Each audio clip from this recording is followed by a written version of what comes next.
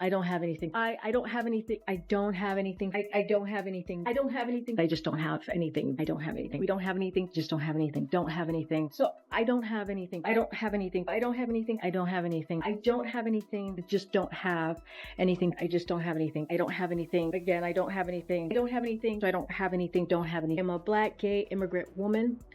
And if you are an individual, a foreign national, who illegally enters the United States of America, you are, by definition, a criminal. And so therefore, you are subject to deportation. And we finally, after 4 years of chaos and mayhem and apologizing for America, have a president again in the Oval Office who is standing up for America. And this is what it looks like when you have a leader of our great nation who uses the leverage of the United States, who understands that since our nation's founding, we have been viewed as that shining light on the hill. We have been viewed, rightfully so, as the best, proudest country in the world. And President Trump is not afraid to say that or to use that for the American people's benefit. The media tried to trip her up again, CNN this time sniffing for a scandal. 12 career prosecutors got fired from the Justice Department after investigating Trump. How's the administration picking which laws to follow? Karoline leaned in, eyes blazing. The White House counsel says Trump's within his executive authority.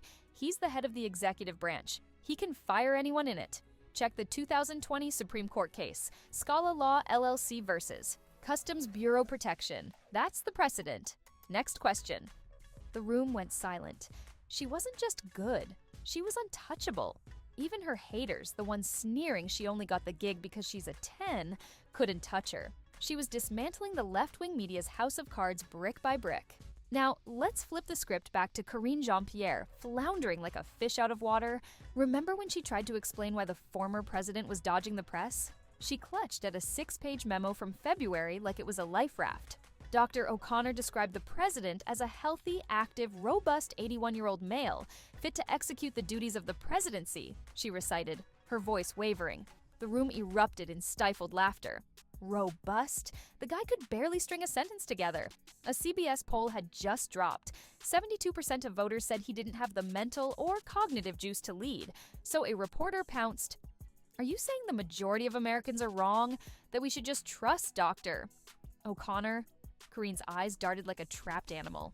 Dr. O'Connor, in that memo, described the president as, quote, a healthy, active, robust 81-year-old male who remains fit to successfully execute the duties of the presidency. I think that is clearly not what the majority of Americans are seeing. And we have a new poll from CBS News that says 72% of registered voters say the president does not have the mental and cognitive health to serve as president. So are you saying that the majority of Americans are misguided and that they just need to trust Dr. O'Connor and take him at his word? So a couple of things, and I want to say the president is feeling better, and you saw him last night, you saw him today, but he does indeed still have a cold. Look, I want to be very sensitive here, and I think it is important to be sensitive here. We understand how the American people are feeling. We get it. We do. And I do not want to take away from that. I'm not going to speak. I know that there was, you all did a poll, CNN did a poll. I'm not going to speak to every poll. She was dodging faster than a kid caught stealing cookies, and the room saw right through it. Then came the Hunter Biden bombshell. Why'd the president invite his son to the state dinner? A reporter pressed. Hunter just cut a plea deal with federal prosecutors. Would he be there if he wasn't family? Karine bristled. I'm not getting into personal family discussions, she snapped. It's not uncommon for family to attend White House events. Look at past presidents. Her arrogance was palpable, her smirk screaming, I dare you to keep pushing. But push they did. If Hunter wasn't his son, would he be there? Is the president shielding him? Karina doubled down. He's a family member. I'm not commenting on Hunter from here. Refer to the DOJ. The room groaned. This wasn't just deflection. It was a masterclass in evasion. She couldn't answer a straight question if her life depended on it. And it wasn't a one-off. Watch her squirm when Fox News hit her with a simple one. What do you call 10,000 people crossing the border illegally in a day? Karine tried to flip it. What do you call it when the GOP... The reporter cut her off. No, you can't dodge this. She flailed. I tried to answer, Peter. You stopped me. Tried? She didn't try. She lied, and we all saw it. Greg Gutfeld summed it up best. Karine's rejecting claims they treat Biden like a baby. She says he's reading at a third-grade level and can walk a few steps without falling. Oh, and that stain on her shirt? Biden spit up on her while she was burping him. Brutal, hilarious, and dead on. Karine even admitted her own incompetence once. "Sometimes I get it wrong," she whined, tears welling up. "At least I admit it. Sometimes I don't have the info, but I take offense to what happened at the start of this briefing." Poor Karine, almost sobbing on live TV. How many times did she say, "I don't know"? Too many to count. But then came Karoline Leavitt, a whirlwind of clarity and steel, flipping the script so hard the media didn't know what hit them. Take the immigration clash. NBC reported ICE nabbed 1,179 undocumented immigrants in a single day, half with no prior criminal records. A reporter baited her. Trump said he'd focus on violent offenders first, so why deport these people? Karoline didn't blink. The president's been clear at every rally. I've been there, you have too. He's launching the biggest mass deportation in history. If you're a foreign national who illegally enters this country, you're a criminal by definition, subject to deportation. You thought you'd seen it all, didn't you? 4 years of chaos, lies, and unrelenting madness. America held hostage by a circus of incompetence, stumbling apologies, and a government that seemed to forget who it was supposed to serve.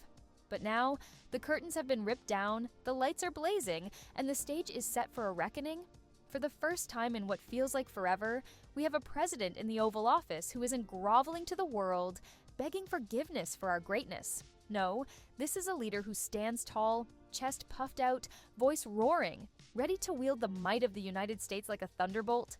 This is Donald Trump, back in the saddle, and he's not here to play nice. Welcome to a new era, a golden dawn where common sense isn't just a whisper in the wind, but a battle cry shaking the foundations of Washington. And oh, the drama that's unfolding. It's juicy, it's raw, and it's about to set your screen on fire. Picture this, the White House press room, that sterile little battlefield where truth and spin have been slugging it out for years. For the past 4 years, it was a stage for Karine Jean-Pierre, a woman who stumbled into the role of press secretary like she'd won it in a diversity raffle. Every briefing was a cringe-inducing mess. Her stammering, her deflections, her deer-in-headlights stare as she tried to dodge the hard questions with emotional word salads. She was the poster child for everything wrong with the last administration, a DEI hire who couldn't even fake competence, let alone deliver it. But now the game has changed. Enter Karoline Leavitt, Trump's new press secretary, a firebrand who's barely been in the job a few weeks and has already turned that press room into her personal demolition derby. She's not here to coddle the media, she's here to bury them.